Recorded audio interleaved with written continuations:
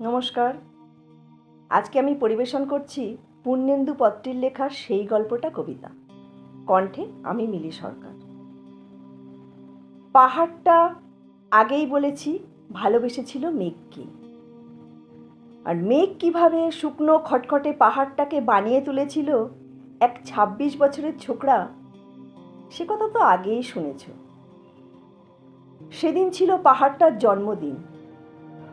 পাহাড় মেঘকে বললে, আজ তুমি লাল শাড়ি পরে এসো কেমন। আর মেঘ পাহাড়কে বললে, আজ তোমায় স্নান করাবো চন্দন জলে। ভালোবাসলে নারীরা হয়ে যায় নরম নদী, আর পুরুষেরা জ্বলন্ত কাঠ।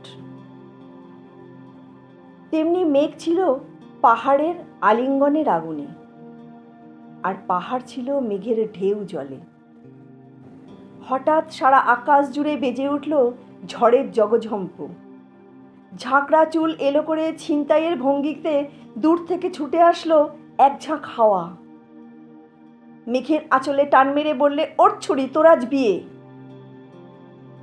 এখনো গল্পটা শেষ হয়নি। বজ্রের সঙ্গে মেঘের বিয়েটা হলো ঠিকই, কিন্তু পাহাড়কে সে কোনো দিন ভুলতে পারল না। বিশ্বাস না হয় চিড়ে দেখতে পারো পাহাড়টার হাড় পাঁজর।